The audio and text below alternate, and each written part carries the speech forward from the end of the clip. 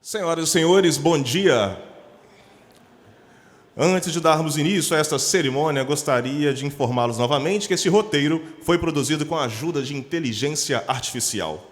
A Câmara Municipal e a Associação de Procuradores do município de Juiz de Fora, a PROM-JF, tem a honra de recebê-los no segundo dia do primeiro seminário sobre inteligência artificial, impactos nos poderes judiciário, executivo e legislativo. Este evento é transmitido ao vivo pela JF-TV, canal 35.1.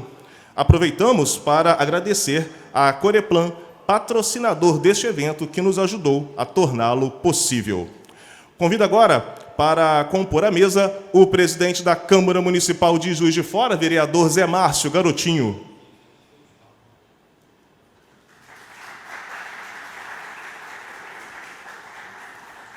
O procurador do município de Rio Largo, Alagoas, e nosso palestrante, doutor Bernardo Barreto Bastos.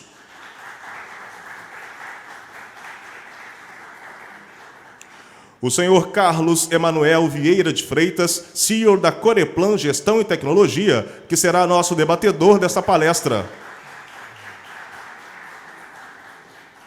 Doutor Edgar Souza Ferreira, supervisor de execuções fiscais na Procuradoria-Geral Adjunta, procurador do município de Juiz de Fora e que será o moderador desta primeira palestra.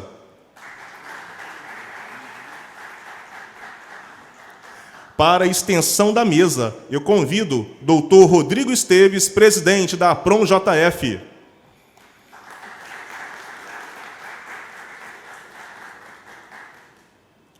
Doutor Renato Grisotti, juiz federal.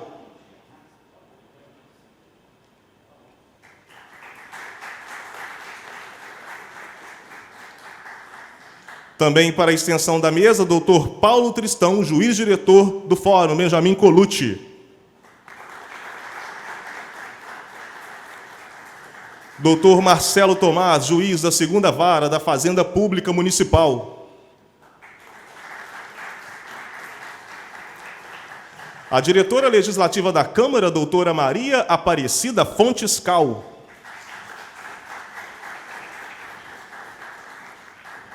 Nesse momento, convido os vereadores a ocuparem seus lugares no arco do plenário. Vereador Juraci Schaefer. Vereador Wagner de Oliveira.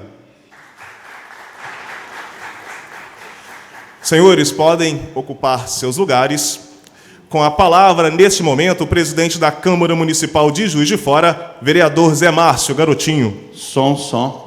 Senhoras e senhores, bom dia. Sejam todos bem-vindos à nossa Casa Legislativa, nossos palestrantes convidados, nossos juízes aqui presentes, vereadores, vereador Juraci Schaefer, vereador Wagner Oliveira. A Câmara Municipal se associou à PROM para que a gente possa discutir inteligência artificial, seus impactos no judiciário, no executivo e no legislativo. Esta é a proposta desse seminário, que a gente possa levar ao cidadão, a todos da sociedade, o que é inteligência artificial. Na realidade, é uma pergunta que a maioria de nós, se não quase todos nós temos essa dúvida. O que é inteligência artificial? Ela veio para melhorar a nossa vida? Qual é o limite da inteligência artificial? Qual é a aplicabilidade da inteligência artificial? Nós temos que trabalhar para isso. Então, o propósito da PROM e da Câmara Municipal é tornar esse tema cada dia mais palatável a todo cidadão, para que isso possa promover o bem da sociedade. Nossas palestras no dia de hoje estão sendo transmitidas ao vivo pelo canal 35.1 digital e pelo YouTube. Vou passar aqui ao doutor Rodrigo para que ele dê o bom dia, boas-vindas a todos vocês, e a gente está aqui para ouvir o nosso palestrante e os debatedores. Bom dia. Bom dia a todos, meu caro presidente, vereador Zé Márcio Garotinho. Em seu nome eu quero cumprimentar todas as autoridades aqui presentes, os nossos queridos amigos que compõem esse primeiro painel. Em nome da Associação dos Procuradores Municipais de Juiz de Fora, quero dizer da grande honra para nós de poder estarmos aqui ao lado do presidente da Câmara, ao lado dos vereadores, da estrutura, dos servidores, dos diretores da Câmara Municipal de Juiz de Fora, para realizar esse evento magnífico, que já começou ontem de uma maneira muito bacana. Tivemos ontem a nossa solenidade de abertura, com a presença de várias autoridades, sobretudo a desembargadora federal Mônica Cifuentes, presidente do TRF6, e uma palestra brilhante do ilustre embargador Gregory Moura, que está aqui, veio prestigiar a gente. Eu registro a presença do Dr. Gregory, e o presidente Garotinho, o Dr. Gregory, me pediu para convidá-lo para sentar aqui do lado da doutora Cida, por gentileza. E o doutor Alexandre Atílio, que também vem nos prestigiar, que está aí. Vem para cá, doutor Alexandre, vamos sentar com a gente aqui, por favor. O doutor Gregory, inclusive, doutor Edgar, pediu que fosse sorteado um livro de poesias dele, gentilmente colocou para nós aqui.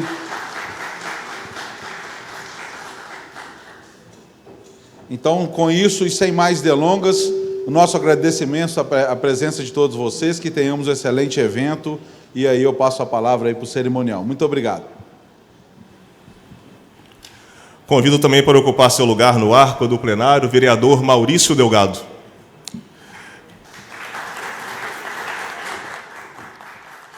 O tema da nossa primeira palestra do dia será sobre os impactos da inteligência artificial da sociedade à administração pública. Este tema será abordado pelo procurador do município de Rio Largo, Alagoas, Dr. Bernardo Barreto Basto. Dr. Bernardo, ele é procurador do município de Rio Largo, professor, advogado, engenheiro civil, mestre em engenharia pela PUC-Rio, ex-procurador da cidade de São Paulo e atual diretor de comunicação da Associação Nacional dos Procuradores Municipais. Exerce a função de coordenador de projetos de desenvolvimento de softwares e inovação tecnológica aplicados ao setor público e à indústria. A partir de agora, vamos acompanhar a palestra do Dr. Bernardo Barreto Bastos.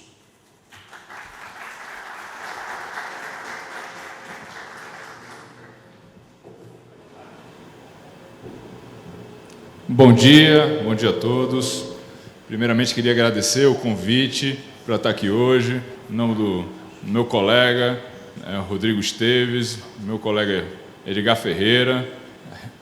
Agradecer também ao presidente que está nos recebendo aqui, José Márcio Garotinho, cumprimentar em nome dele todas as autoridades presentes. Eu vejo que a gente tem um público super qualificado, inclusive um público que do Poder Judiciário nos prestigiando também, é uma grande honra para a gente. Estamos na Casa Legislativa, com um público, com um evento feito pelo Executivo e sendo prestigiado pelo Judiciário, não podia ser um evento mais prestigioso. Bom, eu preparei uma apresentação e já vou dar um spoiler do final dela, a conclusão. A conclusão é a seguinte: eu acredito que os impactos da inteligência artificial na sociedade vão ser tão relevantes que, às vezes, a gente focar nas aplicações que a gente está usando no dia a dia seja uma questão menor, uma questão de somenos importância, para usar um termo que os advogados gostavam de usar no passado. Esse é o spoiler da apresentação. Quem tiver muito apressado, tiver algum a fazer, já acabou, é isso daí. Quem tiver mais paciência, vou dar início aqui à nossa apresentação. Eu vou pedir para ir passando, né? Eu não sei quem é que está passando. Ali. Tá. Pode passar próximo. Né? Teve uma declaração do ministro Barroso, assim que ele assumiu o cargo administrativo de presidente do CNJ, que ele chegou na primeira reunião e falou que tinha se reunido com as Big Techs. Né? Ele se reuniu com as Big Techs para tomar providências em relação à inteligência artificial.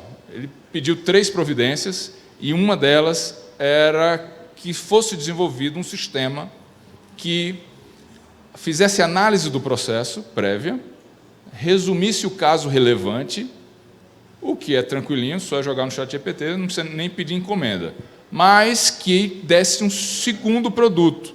Esse segundo produto era um esboço, uma minuta da decisão mais provável que poderia acontecer naquele caso. por enquanto, ninguém está substituindo a função jurisdicional, né? É uma sugestão, né? Claro que o magistrado ele vai, né, analisar, vai ter aquilo como uma minuta, como se fosse uma sugestão de um assessor, né, mas que chegou pronta, foi feita imediatamente em segundos. Um questionamento que a gente faz, né, com o tempo, né, hoje vai ser feito, vai ter um assessor a mais, a máquina um assessor a mais, mas vamos imaginar uns passos para frente, né, esse assessor comece a acertar. Ele, não, realmente, eu julguei muito esse processo aqui, e é justamente esse tipo de decisão que eu daria, né? O ok vai ser cada vez mais rápido, né? Vão chegando 100, 200 processos, a análise vai ser cada vez mais rápida. Vai haver um distanciamento do processo, né? O magistrado vai se distanciar um pouco do processo, né? Um pouco eu coloco por cautela. Eu até imagino que com o tempo ele pode se distanciar até mais, né? Esse é um primeiro passo fácil de prever. Segundo passo, nós, advogados, né? Eu acho que o advogado ele vai ficar pensando, eu não vou botar mais aquele ora, excelência, eu não vou botar mais aqueles negritos todos, que para o sistema de inteligência artificial, isso não vai sensibilizar essa minuta sugerida pelo sistema. O advogado também vai se esforçar para dar o input, fazer uma petição que gere o melhor resultado para o sistema que o juiz está analisando. Então, vai haver um curto-circuito. O advogado vai ter acesso ao sistema, o sistema é público, né? E ele vai testar o sistema antes, no que aquilo vai influenciar a decisão que vai ser sugerida, né? Nesse ponto, também há um afastamento do advogado do processo, né? A máquina vai fazer uma minuta para ele também, dizendo, ó, assim aumenta as chances de êxito, né? Então, há um afastamento tanto do juiz como do advogado. Esses dois passos a gente consegue prever. O terceiro passo a minha tese é que a complexidade impede a gente de entender exatamente o que vai acontecer. Mas até esses dois passos a gente já consegue ter alguns insights do que pode estar por vir aí com a utilização da inteligência artificial, né, inicialmente no âmbito do processo judicial. Pode passar o slide, por favor. Aí tem essa pergunta de $1 milhão, né? Como as novas tecnologias vão impactar o trabalho dos advogados e advogados públicos? Já digo logo que eu não vou conseguir responder. Pode passar para a próxima. Pronto.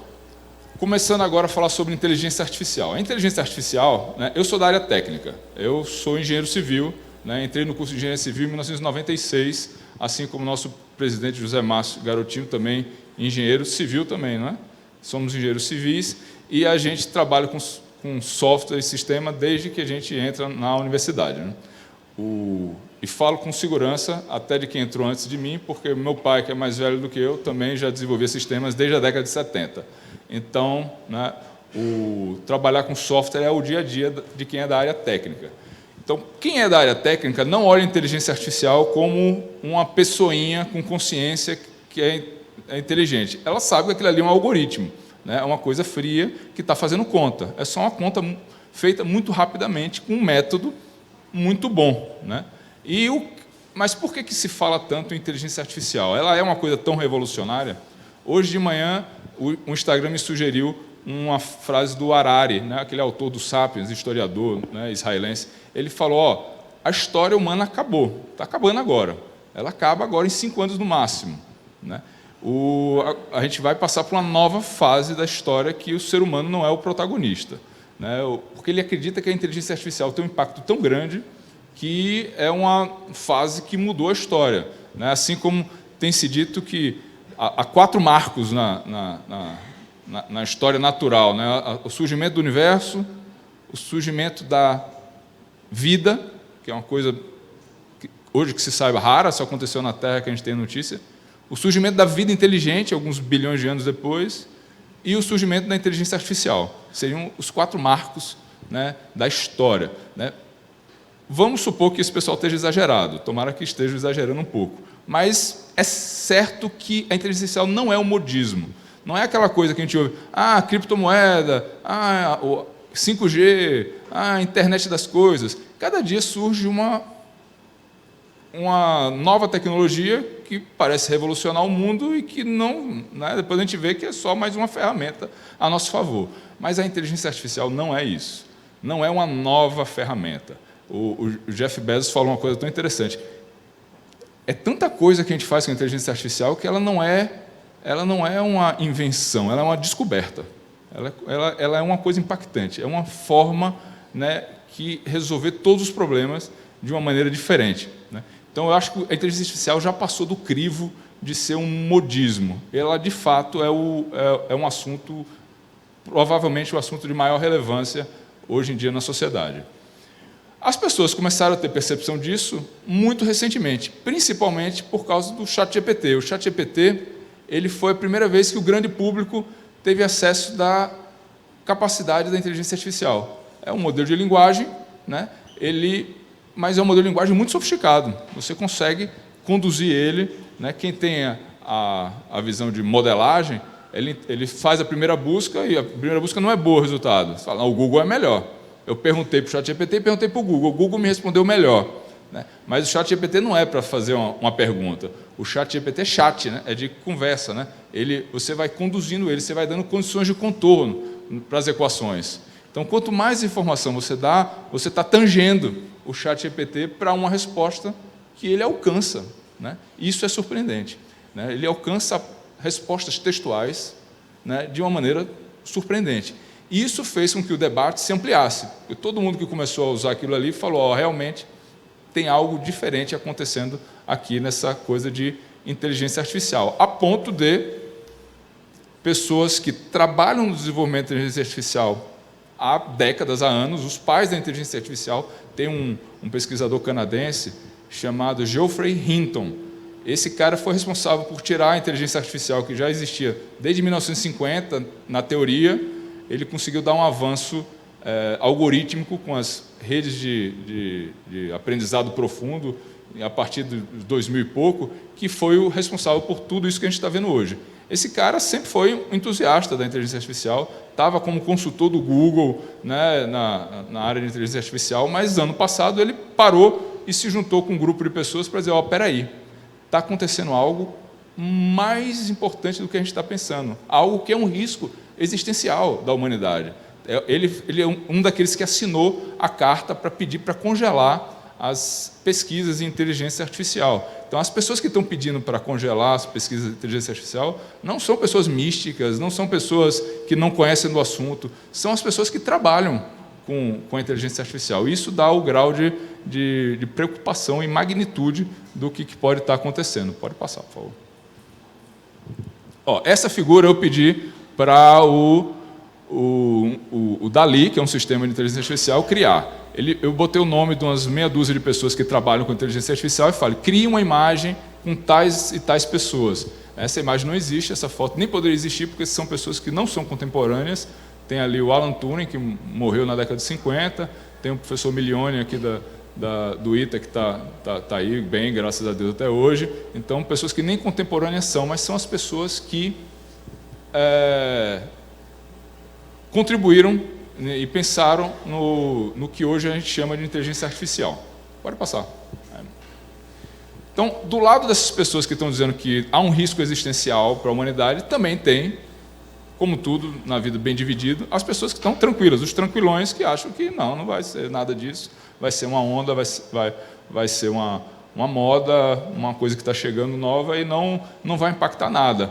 Talvez mais do que os tranquilões, tem os super otimistas. Tem um livro que foi lançado agora pelo autor, o Nick Bostrom, é um que escreveu um best-seller chamado Superinteligência. Agora ele está lançando um livro, esse mês, que é um livro que ele fala que é uma deep utopia, a utopia profunda, que ele acredita que, e se, a tese dele, a inteligência artificial resolver todos os nossos problemas, resolver o aquecimento global, resolver as injustiças, resolver a pobreza, se resolver tudo, né? Em que mundo que a gente vai viver? É um outro extremo, é um extremo de que a gente vai viver uma era de tanta prosperidade, até a imortalidade está em jogo, sendo falada por pessoas sérias, né? De que o ser humano não pode ser imortal, mas ele pode ser amortal. A gente não pode impedir que a pessoa morra, né? Se estourar uma bomba, vai morrer. Mas a gente pode prorrogar a vida de alguém indeterminadamente, sem um limite de tempo, né? Então, tem várias teses surgindo em relação também à aplicação de inteligência artificial. Pode passar, por favor.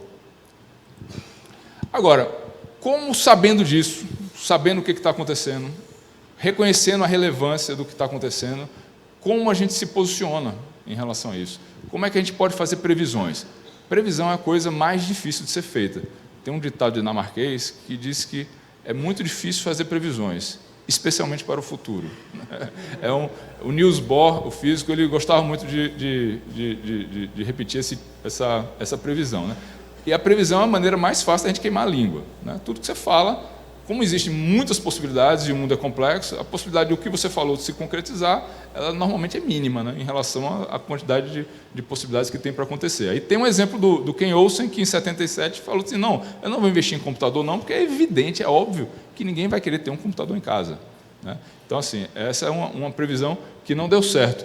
Em filmes futuristas são uma pérola para a gente ver quando lança, rever 10 anos depois, né? 2001, Uma Odisseia no Espaço, de 1968. Acreditava-se que no ano 2001 nós estaríamos com naves espaciais andando próximos à velocidade da luz, conhecendo outras galáxias, né? Já passou 20 e poucos anos e a gente não parece que está tão perto disso. Blade Runner, o caçador de androides. Estava lá o Harrison Ford nos carros voadores. Em 2017, todos os carros eram voadores. Os carros ainda não estão voando, né? Existiam androides tão perfeitos que imitavam um ser humano, você não conseguia distinguir. Isso também não se concretizou. Mas eles nem sempre exageram, às vezes erram para menos. No Blade Runner tem uma cena que o Harrison Ford está andando na rua e atrás dele tem uma loja de TV e eles estão vendendo TV de tubos, né? Ou seja, os carros estavam voando, os androides estavam na rua e as TVs ainda não eram as nossas TVs antigas, né? Então, a previsão ela sempre é difícil de ser feita e você sempre vai errar, porque a complexidade evita que se possa fazer previsão de eventos tão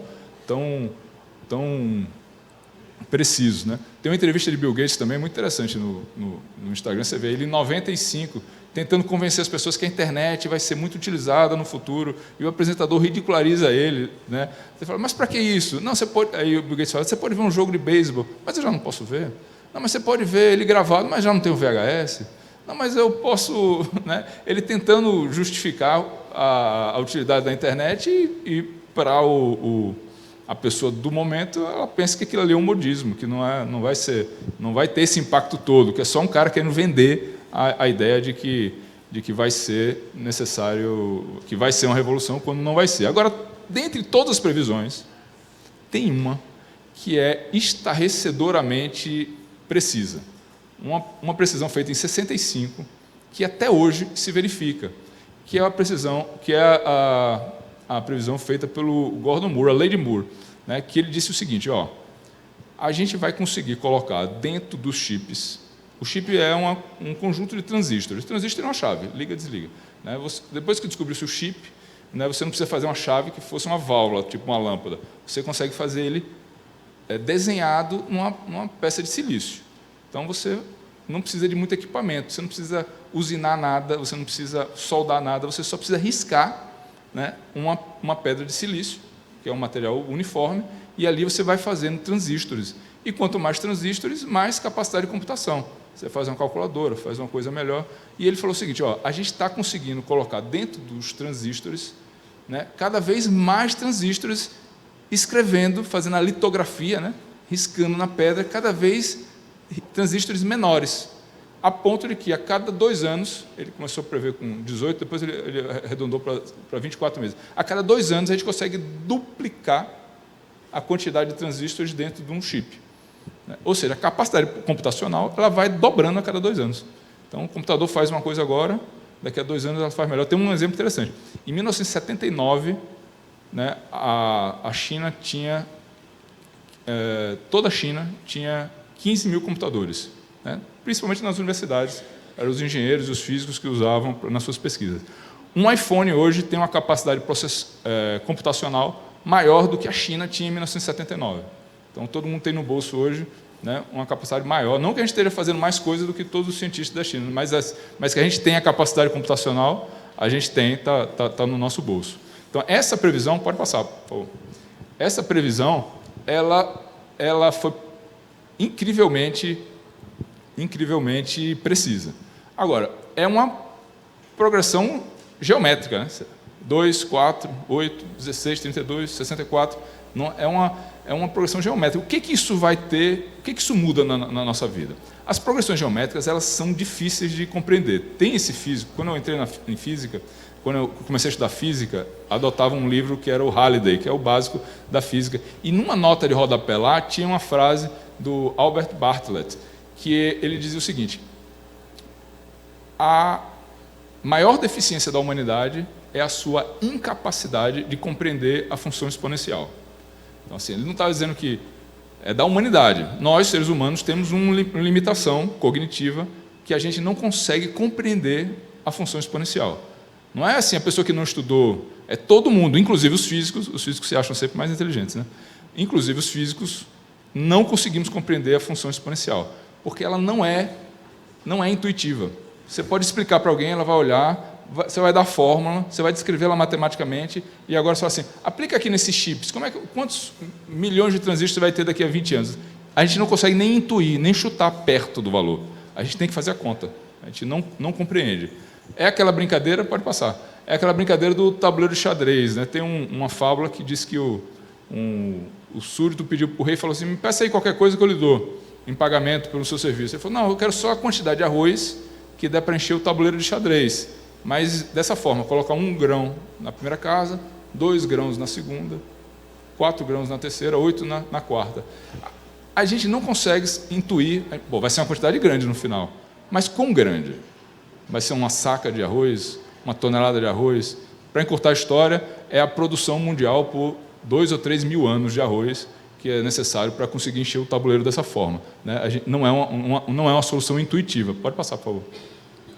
Então, os chips estão nessa sequência, que é a mesma equação do xadrez. É de dobra a cada 2 anos. É a função exponencial em jogo. Então, a gente está lá desde 1960, dobrando a capacidade computacional a cada 2 anos. Só para ter uma ideia, uma linha reta na diagonal seria o perfeito da previsão da lei de Moore. Os pontos são o que aconteceu de fato. Ou seja, você vê que os pontos eles estão praticamente respeitando o que aconteceu com a lei de Moore, e hoje a gente tem... meu primeiro computador foi um 486 em casa, em 1993. 486 foi famoso porque ele tinha 1 milhão de transistores dentro do chip dele, né? Quando eu fui fazer mestrado e não consegui avançar com a minha tese porque eu tive que reduzir muito o programa que eu tinha feito porque os computadores não estavam rodando direito, os computadores tinham 50 milhões de transistores. Hoje, um computador normal, um Core i7, tem na casa de bilhões de transistores, dezenas de bilhões de transistores. Então, essa lei está se verificando, está acontecendo. Pode passar, por favor. Então, quando a gente tem um aumento tão violento da capacidade computacional, né, o que ela pode fazer com isso, com certeza, vai ser algo surpreendente, porque a capacidade está aumentando na regra do tabuleiro do xadrez. Então, há uma questão E a gente... e outra coisa também. Está aumentando, mas não quer dizer que a gente já chegou no final do tabuleiro, não. A gente ainda está na metade do tabuleiro, né? A gente está ainda, né, na metade do tabuleiro. Mas daqui a 2 anos, a gente tem o dobro do que tem hoje de capacidade computacional. Então, há um aspecto de complexidade. Essa imagem eu também gerei no DALL-E, que é um sistema de geração de imagem por prompt, né? Você escreve alguma coisa, ele gera imagem. E eu falei assim, gere uma imagem que represente a complexidade. Ele me gerou 3 imagens, né? Eu gostei mais dessa, achei bastante bonita. É uma imagem que é nossa, não tem outra igual. Se você pedir para ele gerar de novo, ele já gera diferente. É uma imagem única.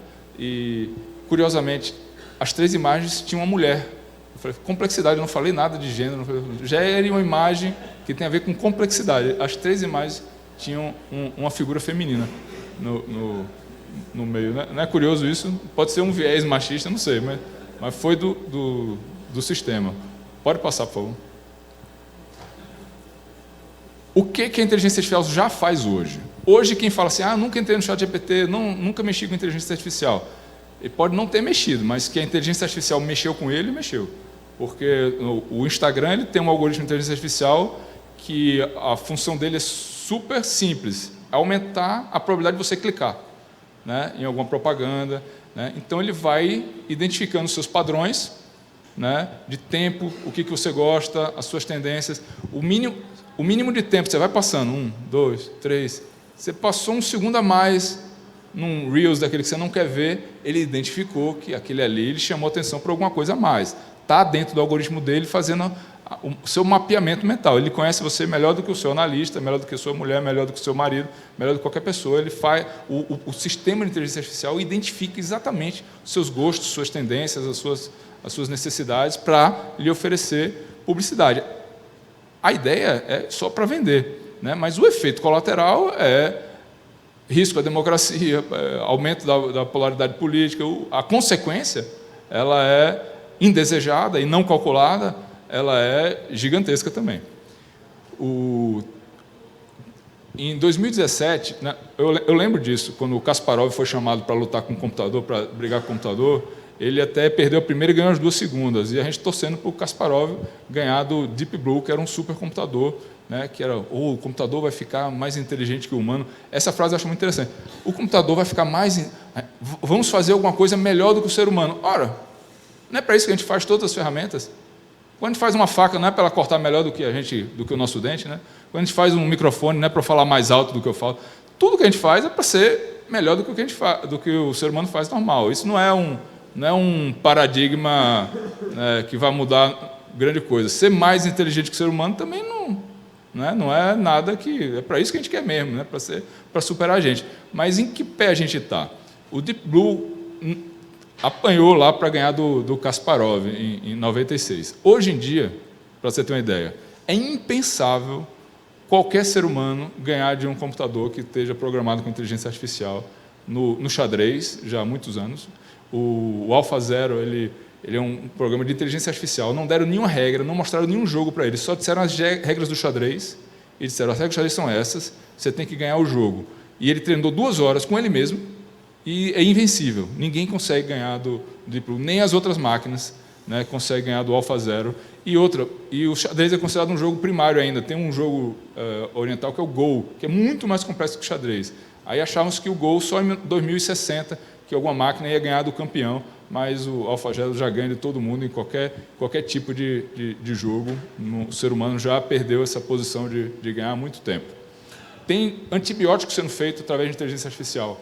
A alicina, para fazer um antibiótico, você fica testando as moléculas, como é que elas encaixam para matar as bactérias. Você modela isso atualmente através de inteligência artificial e os antibióticos já estão sendo desenvolvidos assim. Eu botei na lista do lado do Deep Blue e da alicilina, o Hydra, é um pouco de pretensão minha, porque o Hydra foi desenvolvido pela gente no nosso laboratório, mas é um sistema de inteligência artificial para mostrar como essa aplicação está sendo feita rotineiramente para resolver problemas. O Hydra, a gente foi contratado lá no nosso escritório de engenharia para desenvolver um sistema que prevesse a formação de hidratos em poços de petróleo.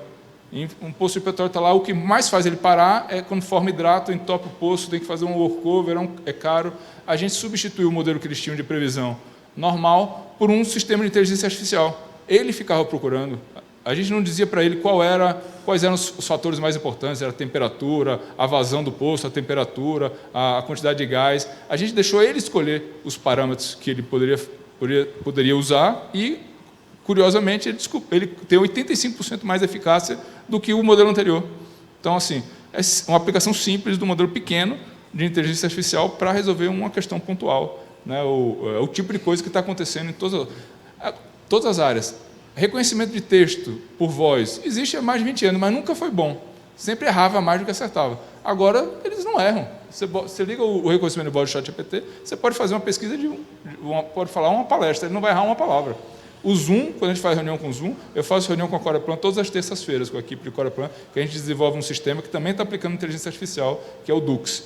Né? O Zoom, se você ligar assim, eu quero que você faça a ata da reunião. Ele ouve a nossa reunião, claro que a nossa privacidade vai para o beleléu, e ele faz a ata. O Bernardo falou aquilo, o fulaninho falou aquilo outro, faz a ata perfeita, né? Ele identifica a voz, identifica que são pessoas diferentes que estão falando e resume aquilo ali num documento articulado, que é a ata. Outro exemplo de aplicação da inteligência artificial é a NVIDIA, né? Nem todo mundo conhece a NVIDIA, mas a NVIDIA, a gente sabe que a Meta, dona do Google, é uma empresa grande, a gente sabe que...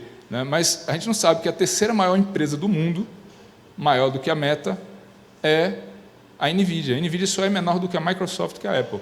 É a terceira maior empresa do mundo em capitalização de mercado. O que ela faz? Ela fazia até um dia desse placa para gamer, jogador, placas gráficas. Aí descobriu-se que essas placas gráficas são os chips mais eficientes para rodar os modelos de inteligência artificial. De repente, essa empresa tem 2 trilhões de dólares de captação de mercado, é a terceira maior empresa do mundo, porque ela está à frente no desenvolvimento de chips para a inteligência artificial. Pode passar, por favor. Pode passar também.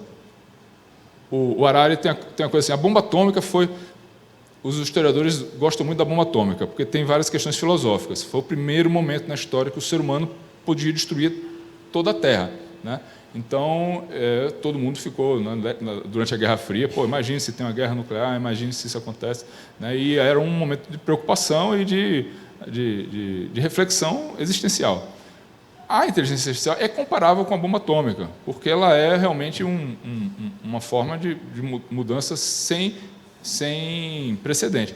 O Harari, inclusive, fala assim, a bomba atômica não é nada comparada com a inteligência artificial, porque, na pior das hipóteses, a bomba atômica ela era controlada por um humano. Alguém tinha que apertar o botão vermelho para a bomba atômica, né, funcionar. A inteligência artificial tem a capacidade de autonomia, né? Então, ela tem essa capacidade, isso não aconteceu, mas ela tem a capacidade de virar alguma coisa autônoma. Então, é um risco diferente e, na avaliação do Harari, muito maior do que o risco das bombas atômicas. Aí a gente volta para aquela nossa figura lá, o Stuart Russell, que é esse do canto, essa imagem ele envelheceu uns 15 anos, o Stuart Russell, ele não está tão velhinho assim não, mas o Stuart Russell tem um livro interessante sobre inteligência artificial, ele era o cara que tinha escrito o livro que era base de quem estudava inteligência artificial para programar. Então, ele ficou 20 anos, o livro dele era o que vendia. Quando alguém ia estudar inteligência artificial, eu estudava o livro dele. Não tinha nada super promissor na época, não. Era só as técnicas algorítmicas de inteligência artificial. Era alguma coisa que ninguém imaginava que ia mudar a sociedade. Hoje em dia, como a inteligência artificial alcançou esse passo, ele escreveu um outro livro que era sobre o risco de a gente perder o controle sobre a inteligência artificial. Então, ele está focando o ramo de estudo dele agora em controles, como a gente pode, como sociedade, controlar a existência, o desenvolvimento da inteligência artificial. Pode passar. Está aí o xadrez voltando, né? A gente está aí, o nosso desenvolvimento de chips está evoluindo, né, de uma forma enorme, por isso que os algoritmos de inteligência artificial estão avançando. Pode passar. O método de Monte Carlo é um método computacional muito intensivo. Ele é o seguinte, ele faz todas as contas possíveis para ver qual é a probabilidade de um evento acontecer. É como se fosse o seguinte, loteria esportiva, ele pegasse todos os jogos do campeonato e calculasse todos os eventos. Então, imagine que o Vasco perca todos os jogos do campeonato. Agora vamos imaginar que ele só ganhe um. Vamos imaginar que ele ganhe 2. Ele faz todas as combinações possíveis, né, para calcular as probabilidades. Isso exige muito do computador. Na minha dissertação de mestrado, eu usei o método Monte Carlo, que é um método que desenvolvido por uma daquelas pessoas que estão naquela mesa lá, o Ulan, o matemático que desenvolveu. O que eu fazia? Eu propus uma solução matemática para estimar o risco de que uma contaminação num solo que contaminasse a água subterrânea poderia gerar em uma comunidade que consumisse aquela água no futuro, o risco carcinogênico de um composto lá que migrasse pelo solo e alguém pudesse beber. Só que quando eu propus uma solução matemática mais eficiente computacionalmente, o meu orientador falou, ótimo, gostei, mas como é que a gente sabe se ela está certa? Compare usando o método de Monte Carlo. Aí vou fazer o método de Monte Carlo, que é a maneira tradicional de fazer as contas. Só que quando eu fui fazer o método de Monte Carlo, eu percebi que os computadores não faziam. Demorava um dia ou dois para dar cada resultado, eu precisava de dezenas de resultados. Então, eu tive que baixar a confiabilidade de 99% para 60% e pouco, que é ridiculamente baixa, quase inaceitável, para poder tentar validar o meu modelo, porque os sistemas os computadores simples que eu usava lá na PUC não rodavam isso. Hoje em dia, eu rodo esse mesmo programa em 2, 3 segundos a resposta. Então, a nossa capacidade computacional é a explicação de por que os modelos de inteligência artificial, que no fim das contas é um algoritmo que faz muitas contas, eles estão em voga hoje, não estavam no passado, porque hoje a gente tem uma capacidade computacional muito maior. Pode passar. Bom, e isso afeta como a nossa vida. Toda vez que tem uma nova tecnologia, alguém fala, vão perder-se empregos. Revolução Industrial, os teares foram substituídos por máquinas maiores, alguns empregos são perdidos. E a gente sempre fica tranquilo, a gente que veste terno, que não, os empregos que vão se perder são empregos das pessoas menos qualificadas. Só que com a IA, parece que os empregos que mais estão em risco são os empregos mais qualificados. Imagine o seguinte, todo o conhecimento da humanidade, que está digitalizado, que é conhecido, está dentro dos sistemas de modelo de linguagem. Já estão no Google. Hoje em dia já é diferente. O advogado ele não consegue enganar muito o cliente pesquisa antes no Google, o médico também. O paciente pesquisa no Google antes. Então, o conhecimento já está franqueado para todo mundo, já está universalizado. Então, mas agora, com inteligência artificial, não é só o conhecimento que vai estar franqueado. O raciocínio profissional também. Tem um caso nos Estados Unidos de uma mãe que, usando o ChatGPT 3, que nem é o melhorzinho, que é o 4, ela conseguiu diagnosticar a doença rara que o filho tinha, que ele já tinha passado por 17 médicos. Era uma doença no cérebro rara, feito 17 médicos e vários exames, e ninguém descobriu o que era, e ela jogava no ChatGPT, foi isso, mas não é tal doença por causa daquilo. Foi isso, mas não achou por causa daquilo. O ChatGPT sugeriu a doença e acertou, levou para os médicos depois e confirmou que era verdadeiro. Então, o raciocínio profissional é o próximo passo.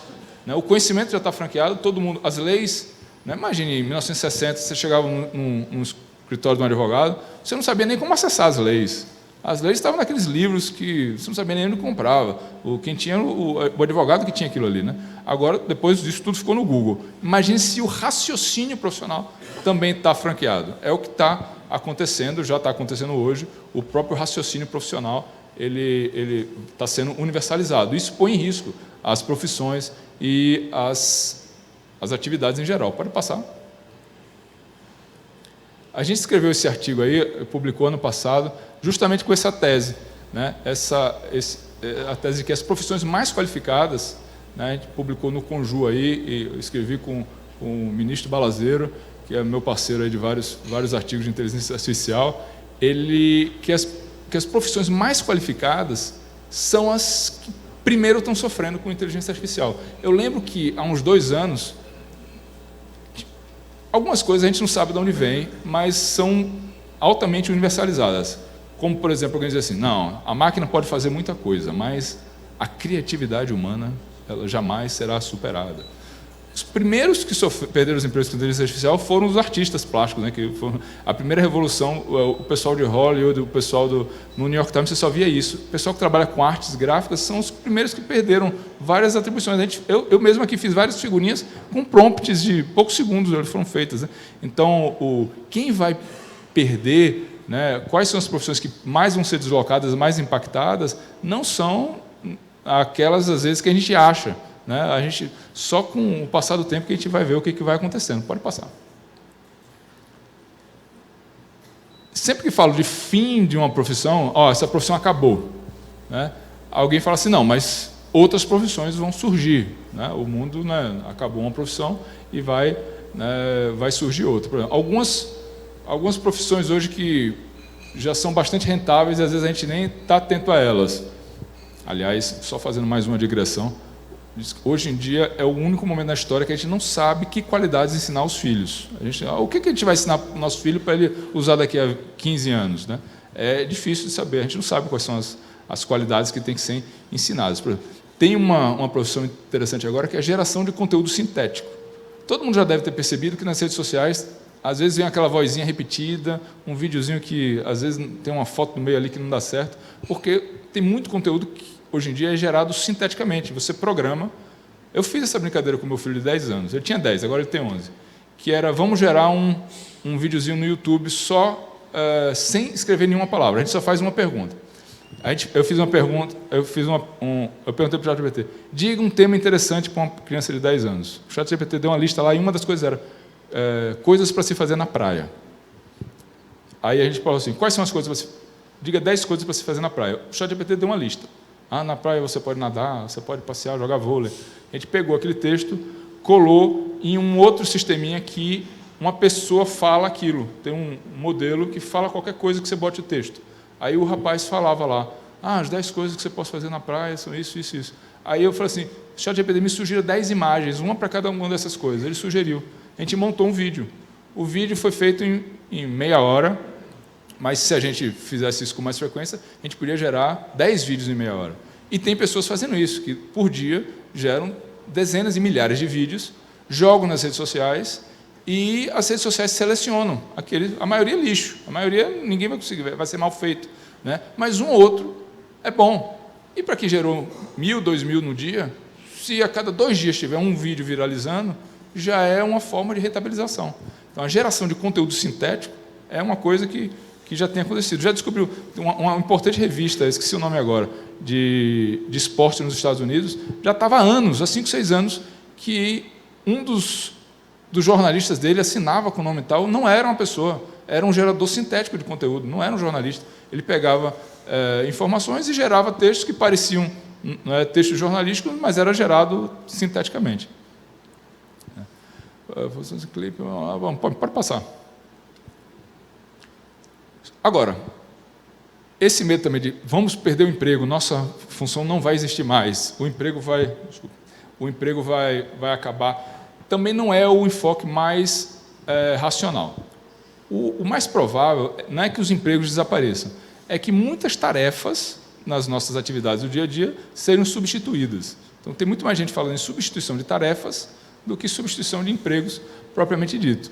Claro que se todas as tarefas do seu ofício forem substituídas, você vai ter que procurar outra coisa para fazer. Não é à toa que também o pessoal fala muito em renda universal hoje em dia, porque vai ter muita gente aí que a gente não vai conseguir alocar elas no método produtivo. Tem uma pesquisa lançada agora em dezembro de 2023 pelo Departamento de Educação do Reino Unido, é o equivalente ao Ministério da Educação lá. Eles tentaram, nesse exercício de futurologia, identificar quais são as 20 atividades, as 20 profissões mais afetadas pela inteligência artificial, que mais vão se afetar. E eles acharam que os profissionais da área jurídica estão na lista, no 9º mais afetado, os 9º que mais vão sofrer. Se não tivesse sendo gravado, eu diria que algumas atividades dos procuradores, mas não digo, que poderiam ser facilmente substituídas. Na execução fiscal, eu olho assim, às vezes, que tem um magistrado aqui que é da área fiscal. Assim, alguns colegas trabalhavam com a execução fiscal antigamente, quando eu fui procurador do município de São Paulo, tinha um setor lá que a gente brincava, porque o cara tinha uns carimbos. Porque muita coisa, agora, CITES não precisava nem escrever, era cota nos autos de papel, por carimbo, Falava, poxa, não precisa mesmo de um procurador para fazer isso. Claro que de vez em quando vem aquela exceção de pré-executividade mais robusta, mas muita coisa é automática. Eu fico imaginando que não é tão difícil substituir algumas atividades, Não fico pensando, não. Isso, com certeza, o procurador é super fundamental nesses casos. E uma outra coisa triste é que, no resultado do engenheiro civil, eu falei, não, beleza, fiz 2 faculdades, Engenheiro civil vem logo em seguida, ali é o 13º, ou seja, eu escolhi 2 cursos, e os 2 cursos são os mais afetados aqui, vou tentar virar consultor para ver se dá certo. Pode passar. Esse filme, a futurologia é muito interessante quando a gente olha através de filmes. Esse filme é o Ela, é um filme muito bom, ele tem uns 12 anos já. Era um filme que mostrava um futuro não tão distante, talvez hoje em dia, em que sistemas de inteligência artificial começavam a ser disponibilizados para uso pessoal como assistentes pessoais. Aí o sistema dele tem a voz, inclusive quem faz é a Scarlett Johansson, né? É a voz do sistema dele. E qual é a profissão que esse cara do filme Ela, do futuro relativamente próximo, tem? Uma profissão que da criatividade humana, que não seria substituída, eles pensaram. Qual é a função dele? Escrever textos. A função que o filme previu que não seria afetada era escrever textos. É a primeira coisa que o ChatGPT já faz, né? Assim, ou seja, essa profissão não seria a profissão não afetada. Essa sim, foi a primeira a ser afetada. Pode passar. Profissões destacadas, né?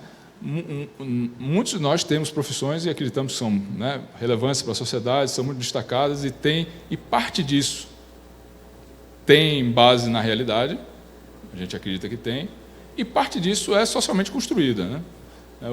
Uma profissão que era de muito status social, né? Minha filha vai casar com o filho do sapateiro. O sapateiro, na Idade Média da Europa, era uma profissão, na Idade já moderna da Europa, era uma profissão de alto status social. O sapateiro, pode passar mais um. O sapateiro, eu acho que eu criei um sapateiro também por inteligência artificial. Pode passar, por favor. O sapateiro, ele fabricava o sapato e consertava. Então, e tinha um monopólio sobre isso. Então, era uma profissão de alta remuneração e alto status social. Com o tempo, ele não foi substituída. Tem até hoje o sapateiro.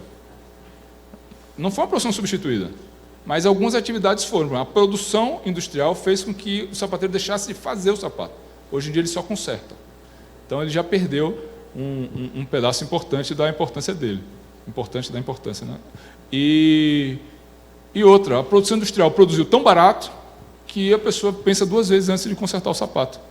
É melhor comprar outro, por que eu vou? Então, isso diminuiu muito a importância e a remuneração que o sapateiro tem, ainda que ele exista até hoje.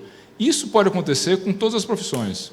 Todas as profissões, um neurocirurgião, não estou dizendo que vai acontecer com o neurocirurgião, mas qualquer profissão, ela pode ter uma perda relativa de importância, né, com a mudança tecnológica. Mais um. Nós, advogados, que nos achamos tão pode passar, tão importantes, esse banco russo, em 2016, nem era moda falar em inteligência artificial. Em 2016, ele demitiu todos os advogados e substituiu por um sistema de inteligência artificial. Não existia ChatGPT, eles desenvolveram um sistema de inteligência artificial. Em 2016, esse é o maior banco russo. E a Rússia não era um pária na comunidade. Esse banco tinha presença na Europa toda. Hoje, eu até googlei recentemente, eles praticamente estão fechando tudo por causa da guerra, né? Mas em 2016 não tinha guerra, era um banco importante e tinha substituído todos os seus advogados. Depois alguém disse, não foram todos não, ficaram 4, mas eram tipo 200. Né? E eles reduziram para 4, substituíram para o sistema de inteligência artificial e o mais interessante, não sentiram falta nenhuma dos advogados depois. Funcionou bem, né? Não é algo que a gente fez para economizar, ou a gente fez e deu mal. Fez e deu bem, né? Fez e foi ótimo para o banco, né? Então, a gente tem que estar atento para esse tipo de situação. O fim dos advogados, pode passar, foi previsto em outro filme. De Volta para o Futuro 2, tem uma cena de uma perseguição que acaba numa fonte e, na mesma hora, sai o resultado. Fulaninho foi condenado a tantos anos de prisão. Mas já foi julgado? A gente extinguiu os juízes e os advogados, né? Então, hoje a justiça está muito mais rápida, né? Isso foi uma previsão do Spielberg no De Volta para o Futuro. Nesse mesmo filme tem jornal de papel também, engraçado, né? Eles previram coisas que não aconteceram e coisas que hoje não se usa mais, como jornal de papel, era comum na época. Mas vamos lá, pode passar mais um. Então, a pergunta é, no entendimento atual que a gente tem, considerando a complexidade, considerando a impossibilidade de fazer previsões muito precisas para o futuro, mas reconhecendo que a inteligência artificial é um fator relevante na sociedade e que vai ser cada vez mais, que está calcada também na questão do aumento da capacidade computacional, o que a gente pode fazer, ou quais são os principais pontos que a gente poderia prever ou se preparar. Um deles o processo de vantagem competitiva focada no conhecimento, como profissão de destaque, tende a diminuir. Já está diminuindo muito há 20 anos. né? O médico hoje ele é muito menos autoridade do que ele era antigamente, né? O paciente ele tem uma função muito mais ativa, né, nos relacionamentos de poder que existiam com sociedade, com profissões muito qualificadas, como médico, advogado também. O raciocínio profissional também está sendo substituído. Isso é que é coisa nova, né? Não é só o conhecimento, o raciocínio. Porque o pessoal dizia, não, você tem todo o conhecimento, mas você não tem o raciocínio médico. Não tenho ainda, mas cada vez mais vai ser disponibilizado o raciocínio profissional também, através de modelos de inteligência artificial. A criatividade não é uma coisa tão cara como a gente imagina, não é uma coisa tão única do ser humano. Aliás, é até uma questão filosófica atual, é saber se existe algum atributo humano que não possa ser copiado, né? Eu não sei se existe algum atributo humano que não possa ser copiado por uma máquina. Inclusive, essa foi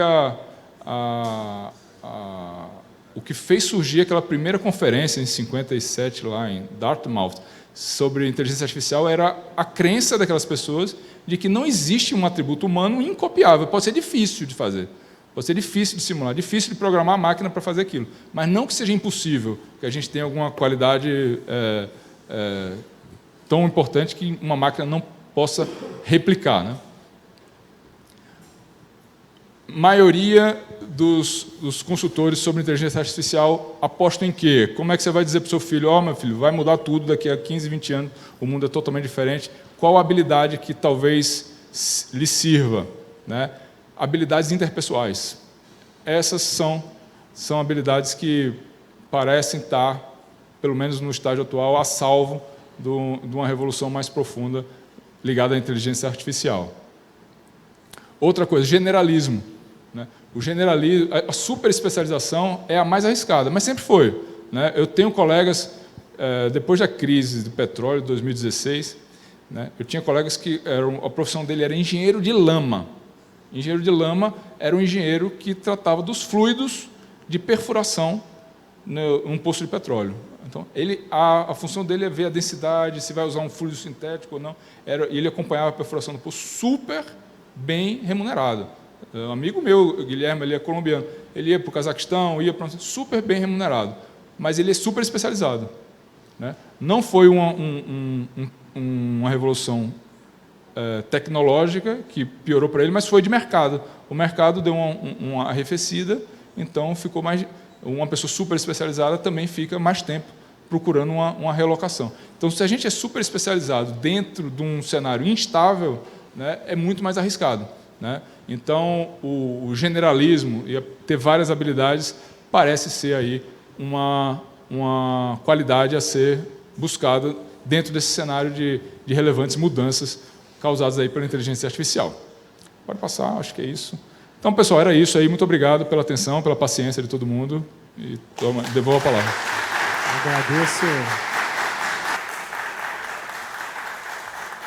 Eu agradeço a excelente contribuição. Bom dia a todos.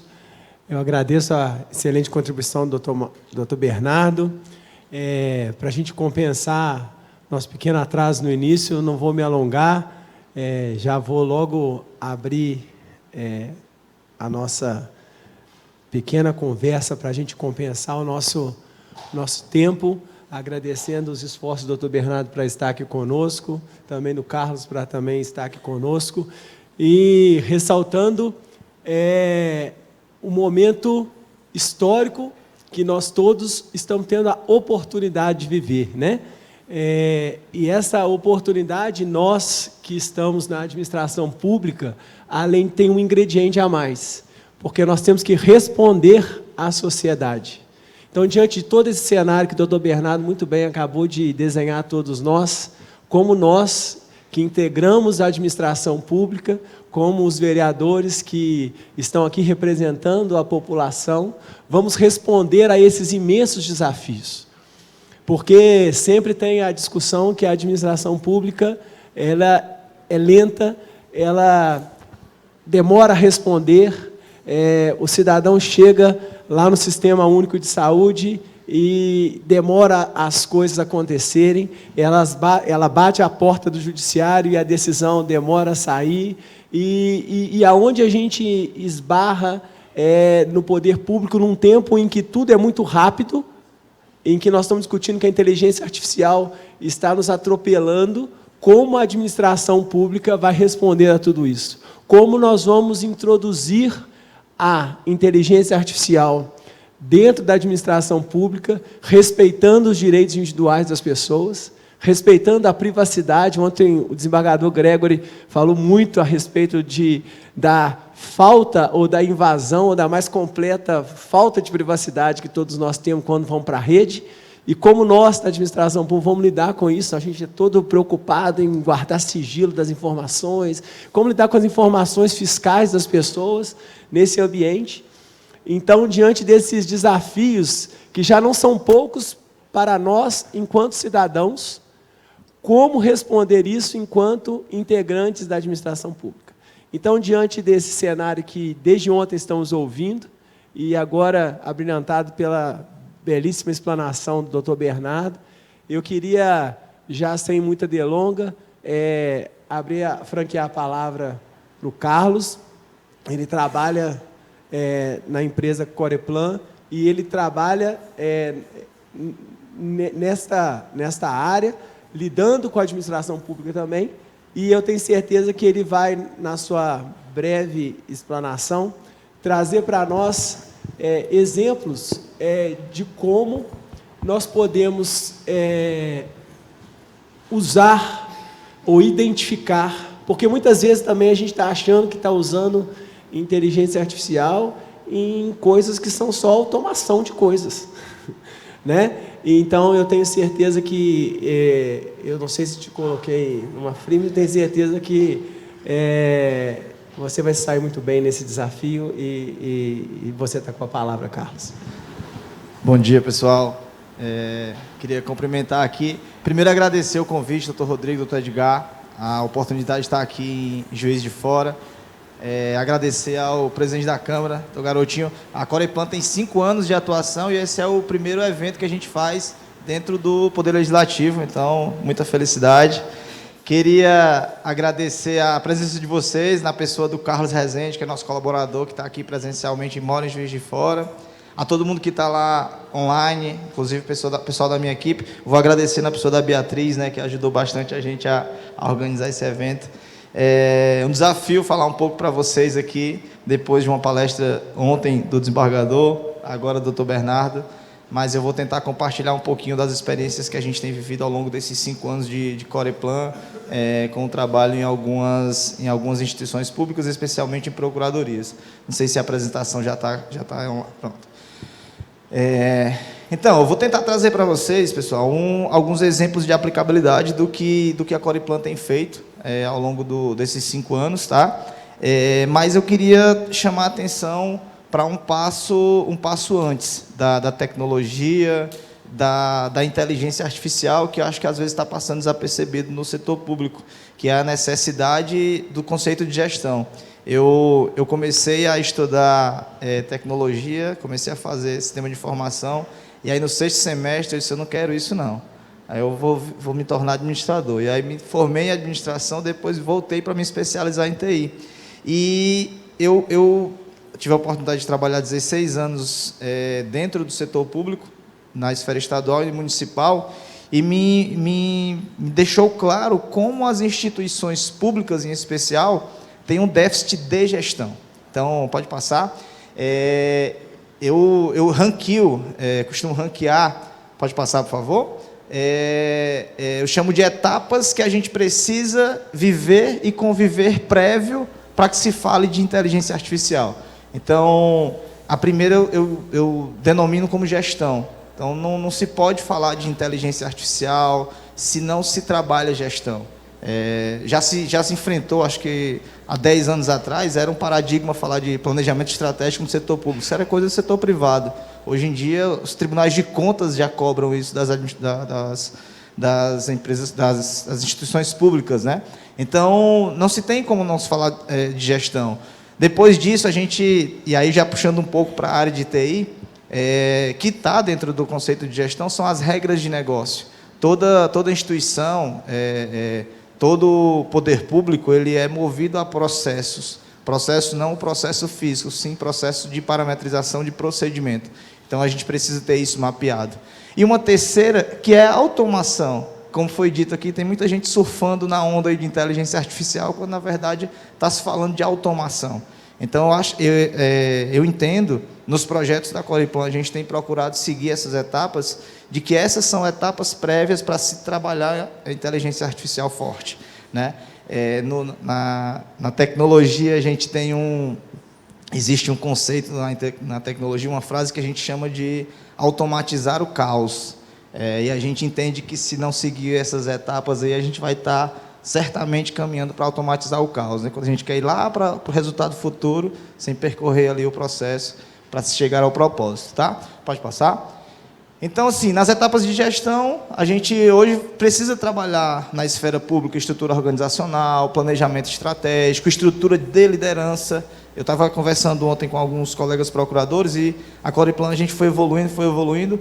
Hoje, todo projeto novo que a Coriplan inicia, nós chegamos até o procurador-geral, da Procuradoria, e pedimos para que ele monte um comitê de gestão para acompanhar o projeto, para estruturar o projeto, com tomada de decisão, com participação no planejamento.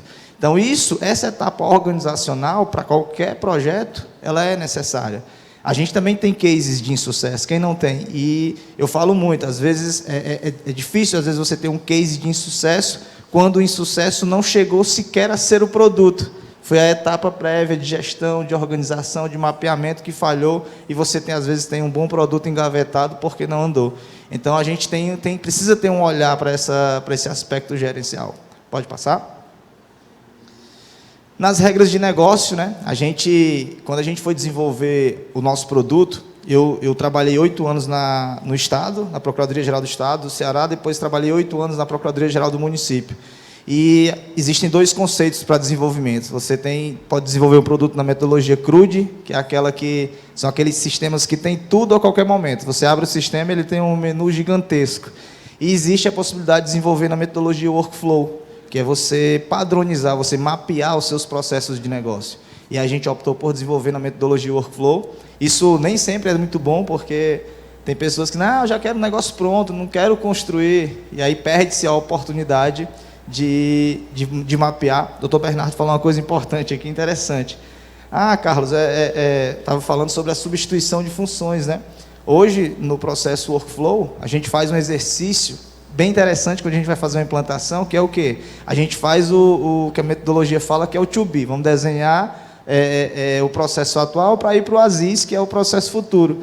E a gente começa só em sentar as partes interessadas e discutir como o sistema vai funcionar, a gente já vê a necessidade de eliminar algumas etapas. Eu lembro bem que, quando a gente fez uma das primeiras implantações, o nosso produto hoje, ele consegue, acho que tem um juiz aqui da Vara de Execução Fiscal, né? Ele consegue ir até o tribunal, ao Tribunal de Justiça, a cada 1 hora, sugar, receber as intimações de forma eletrônica. E aí a gente foi implantar lá nesse cliente, e aí a procuradora-chefe disse assim, olha, Carlos, é o seguinte, mas para ir para o procurador, precisa passar por mim para que eu assine digitalmente a intimação. Porque lá os procuradores só vão receber se identificar que eu assinei. Eu disse, tudo bem, doutor, isso é uma atividade que é uma automação, o sistema poderia fazer isso automaticamente. Não, passa por mim porque o pessoal exige. Com a semana, era, Carlos do céu, tira isso da minha caixa, todo dia eu tenho que entrar lá só para clicar no botão distribuir, não faz sentido. Mas a gente respeita o processo. Talvez, se naquele momento a gente tivesse ido direto para a automação, a gente teria um projeto engavetado. Então, esses aspectos de gestão, de mapeamento de regra de negócio, de definição de atuação, isso são atividades prévias que devem ser consideradas num projeto para se chegar no uso de inteligência artificial, em um sistema. Brainstorm de instituições, né? Um evento como esse tão agregador, que a gente consegue ver outros colegas procuradores de outras instituições compartilhando ideias, trocando experiências. Pode passar? E a gente chega na etapa que antecede, né, que são as automações. Então, a gente Às vezes a gente estava brincando há pouco, falando também ontem com algumas pessoas, a gente vai sair alguns editais de licitações que diz que no segundo mês de contrato tem que ter inteligência artificial com aprendizagem, não vai ter, é impossível ter. Aí a gente chega no cliente, aí vocês já estão integrados hoje com o Tribunal de Justiça? Não, a gente não está. Tá, já tem convênio? Não, a gente vai firmar o convênio. Talvez vai ser 2 meses para a gente firmar o convênio, para a gente ter isso tudo com o tribunal. Então, a etapa de automação, ela é importante. E aí, o doutor Bernardo falou há pouco, essa etapa por si, ela já vai automaticamente eliminar algumas funções, eliminar atividades que a gente chama que não agregam valor. Então, a gente tem um case, por exemplo, em alguns municípios, que hoje é comum as procuradorias diariamente ter lá um servidor que acessa o site do Tribunal de Justiça, né, o portal, vê as intimações, pega aquelas intimações para que se encaminhe, para que se chegue até o procurador ou o assessor. Isso é uma atividade que uma automação vai eliminar essa função. E aí essa pessoa vai conseguir ser realocada em uma outra atividade. Então, a etapa de automação ela precisa ser encarada e ser bem vista pelo órgão público, tá? Então, essas 3 etapas, pessoal, é aquilo que a gente entende como uma preparação prévia para você ter independente de inteligência artificial, você tem uma tecnologia forte, você ter um órgão estruturado, com planejamento estratégico, alinhado os objetivos do órgão com os objetivos do projeto em questão, tá bom? Documentado, isso é importante. Imagina você ter lá toda a tua instituição documentado de como era e de como está funcionando a partir de uma implantação. Pode passar? Então, a gente costuma dizer, né, que a inteligência artificial ela veio para resolver problemas, mas ela não sabe qual o problema resolver. E eu só consigo dizer qual o problema resolver se eu tiver seguido as etapas, se eu tiver uma instituição dominada, né? Se eu souber exatamente qual o problema, agora eu posso contar com um aliado da inteligência artificial para resolver, tá? Então, a gente defende, a gente fala muito disso, porque hoje o mercado de tecnologia, principalmente, né, tá seguindo aí uma tendência que se fala muito de inteligência artificial, mas a gente entende que essas etapas, elas precisam ser visualizadas, precisam ser enxergadas. Pode passar? E aí eu trouxe aqui para mostrar para vocês alguns exemplos de aplicabilidade do que a gente faz hoje com inteligência artificial. Já inteligência artificial estatística, né, os modelos que a gente utiliza. A Coreplan também, nós optamos por desenvolver os nossos próprios algoritmos de inteligência artificial. A gente está no DNA da Coreplan ser uma empresa transparente que entrega valor. Então, assim, até por isso a gente procurou não... por exemplo, uma vez eu fui indagar, Carlos, por que vocês não usam o ChatGPT, o Watson? Eu disse, olha, porque até aqui eu entrego o valor com os meus algoritmos próprios, não tem por que eu elevar um custo para a instituição se eu consigo entregar resultado com algoritmos próprios, com a ferramenta que a gente aplica. Então, pode passar. Aqui eu trouxe alguns exemplos só para mostrar para vocês.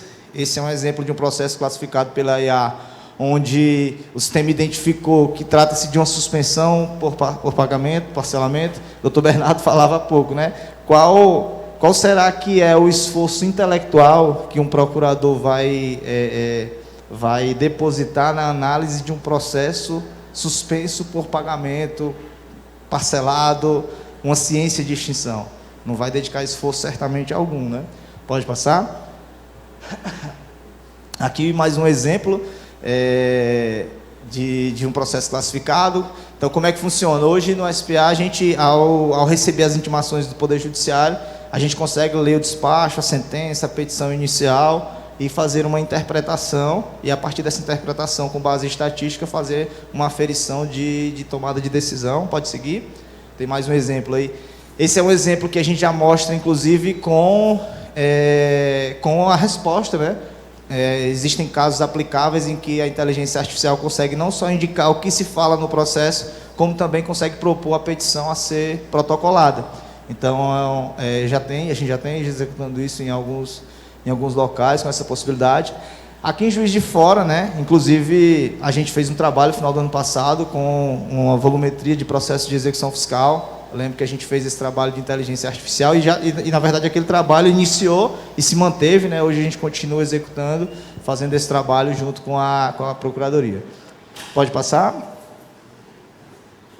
Aproveitar para falar um pouco para vocês do DuxDocs. O Dr. Bernardo aí deu uma pincelada. DuxDocs é uma ferramenta que a gente está desenvolvendo em parceria com a NPM, a Associação Nacional dos Procuradores Municipais. A Coreplan é parceira da NPM e essa é uma ferramenta que vai ser entregue na sua versão definitiva no Congresso agora no Rio de Janeiro e novembro, que prevê a inclusão de funcionalidades com assistente virtual, inteligência artificial, perdão. Esse sistema ele tem o propósito de reunir o banco de peças processuais de todos os procuradores do Brasil inteiro e interligar esses procuradores, né? Hoje, assim, você quer discutir, eu quero saber como é que lá no Ceará está se tratando um determinado tema jurídico, você vai ter um banco de peças processuais com uso de inteligência artificial para sumarização de documentos. Então, a ferramenta a gente já está desenvolvendo há 2 anos, tá? Essas reuniões que o Dr. Bernardo falou aí, que acontecem às terças-feiras, já tem 2 anos de desenvolvimento. Já está no ar, para quem quiser já ir dando uma olhadinha, duxdocs.com.br, e em novembro vai ser lançada a versão definitiva. Pode passar? Falar um pouco do nosso produto, tá? A Coreplan, somos uma empresa de Fortaleza, tá? Nosso produto é o SPA, Sistema de Processos Automatizados. Como eu falei, é um sistema de workflow que tem o intuito de fazer automação de processo, toda a automação de seja qual for o processo judicial administrativo. Pode passar. Trouxe também para compartilhar com vocês algumas experiências, alguns cases, tá? Hoje a gente consegue fazer todo um dashboard de diagnóstico. Nós temos um diferencial que está relacionado à gestão da dívida ativa. Então, nós conseguimos fazer todo o mapeamento, temos alguns cases, alguns resultados. Hoje a Coreplan já tem uma atuação aí a nível nacional. Temos conseguido, com as nossas ferramentas, interligar o cidadão ao ente público também. Aqui eu trouxe como exemplo o portal de Niterói, onde a gente trabalha, por exemplo, a transação tributária. Pode passar. Trouxe alguns resultados também. Esse é um resultado recente de São Luís, onde a gente conseguiu trazer o incremento de arrecadação de cerca de 40% em relação ao mesmo período do ano anterior. Trouxe também aí para compartilhar com vocês a dívida ativa do Estado do Espírito Santo. Inclusive, venho de lá, estava lá ontem, no lançamento do programa Regularize Capixaba, onde 100% vai ser implementado na nossa ferramenta, no nosso portal. Pode passar. Aqui também um outro resultado bem interessante, que é o portal de conciliação. A gente disponibilizou, alguns clientes já utilizam, novamente permite com que a gente consiga reduzir uma demanda judiciária, né, tratando ali as demandas municipais de forma administrativa, rápida, eletrônica, que é importante, né? Eu destaco muito também aqui, a gente teve uma grande experiência aqui na época, né, doutor Ricardo tá ali, doutor Edgar, a gente fez a anistia aqui em Juiz de Fora, 100% online, na época foi um grande desafio. Pandemia, na época de pandemia, né, foi um grande resultado que a gente teve naquela época, que a gente compartilha também até hoje. Pode passar. Aqui só compartilhando com vocês, onde a gente está atuando hoje. Hoje a Coreplan atua em 9 estados e no Distrito Federal, em algumas capitais. A gente está presente aqui em Juiz de Fora, aqui mais pertinho em Niterói. Espírito Santo a gente atua em toda a Grande Vitória, tá? Então, em 5 anos de trabalho, a gente tem levado um pouco da nossa experiência para esses clientes e a gente acredita que trabalhos exitosos serão aí compartilhados e a gente conseguirá disseminar isso também aqui em outras cidades da região. Pode passar? Como eu falei, não ia demorar muito, até para não criar parâmetro com as 2 últimas palestras de ontem, nem com o Dr. Bernardo, mas eu queria novamente agradecer e convidar vocês para seguir as nossas redes sociais. Se vocês seguirem aí as nossas redes sociais, vocês vão observar que a gente gosta muito de estar divulgando resultado. A gente não vai estar lá divulgando que está usando o algoritmo 2.0, não. A gente vai divulgar que conseguiu aumentar a arrecadação de São Luís, que conseguiu integrar o Poder Judiciário com a Procuradoria, porque esse tem sido o intuito da Coreplan, de ter um foco no resultado, no negócio, e não na tecnologia. Se a gente vai usar ChatGPT, Google, algoritmo, automação, acho que o que deve prevalecer no final é o resultado que vai ser entregue à instituição. Obrigado a todos e bom dia.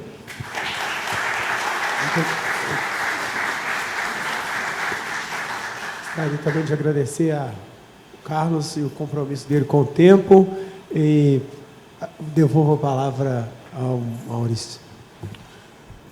Obrigado, doutor Edgar. Queremos também registrar nesse momento a presença do doutor Alexandre Atílio, presidente da subseção da OAB Juiz de Fora, está aqui conosco acompanhando esse evento. Doutor Gregory Moura, desembargador federal do TRF6, contribuiu muito ontem na abertura do nosso seminário. Registro também a presença da vereadora Ariane Pedrosa, ela que é presidente da Câmara Municipal de Lamim. E também, daqui a pouquinho, vai estar contribuindo muito conosco o senhor Marcelo Castanha, nosso próximo palestrante. Só destacando aqui que o Marcelo, ele é pesquisador de inteligência artificial, mentor de startups, hoje mora nos Estados Unidos, então ele tem muito a contribuir. Peço que todos fiquem aqui para que a gente possa acompanhar mais essa palestra. Gente, daqui a pouquinho eu vou liberar vocês para um rápido café, só que antes teremos agora um sorteio de um livro escrito pelo desembargador do TRF6, o Gregory Moreira de Moura. Gregory, por favor, fique de pé para que o público possa visualizá-lo. Está aqui o livro na minha mão. O livro chama Centelhas Poéticas. E detalhe, ele vai ser sorteado nesse momento com a utilização do nosso recurso, que é a inteligência artificial. Vou pedir ao pessoal da técnica para que, nesse momento, a gente possa espelhar a tela aqui. Vamos utilizar esse recurso, já que a gente está falando de inteligência artificial, para fazer o sorteio do livro. Podemos, Zé Márcio? Podemos? Vamos lá, então? Vai aparecer um número ali e a Camila vai identificar aqui na lista quem é o sorteado. 3, 2, 1, vamos lá? Número 40, é isso? 40, Camila? Tchan, tchan, tchan, saber quem é aí o vencedor. É uma vencedora, Jéssica Lacerda. Fica de pé. Receba os nossos aplausos. Jéssica, por favor, venha aqui no plenário. Convido também o presidente Zé Márcio para fazer a entrega e o nosso autor também, o Gregory Moreira de Moura, nosso palestrante e desembargador do TRF6. Enquanto a Jéssica está chegando aqui, eu quero só registrar a presença também do juiz federal, doutor Leonardo Aguiar, foi homenageado ontem na abertura do nosso seminário. Quero aproveitar também e convidar o doutor Leonardo para a extensão da mesa, para que ele possa estar aqui ao lado da doutora Cida, diretora legislativa da Câmara. Enquanto isso, estamos fazendo a entrega aí para Jéssica Lacerda, ela que venceu o sorteio utilizando a inteligência artificial e está levando o livro. Certinho? Senhoras e senhores, então, conforme eu já havia anunciado, eu vou liberá-los agora rapidinho, de 5 a 10 minutos no máximo, para um café. O café está sendo servido aqui no Salão Nobre e daqui a pouquinho teremos a parte 2, mais uma palestra com o senhor Marcelo Castanha, pesquisador e palestrante, vai falar para a gente sobre inteligência artificial. Ele que é mentor de startups, atualmente mora nos Estados Unidos e tem muito a contribuir. 10 minutinhos, estamos de volta.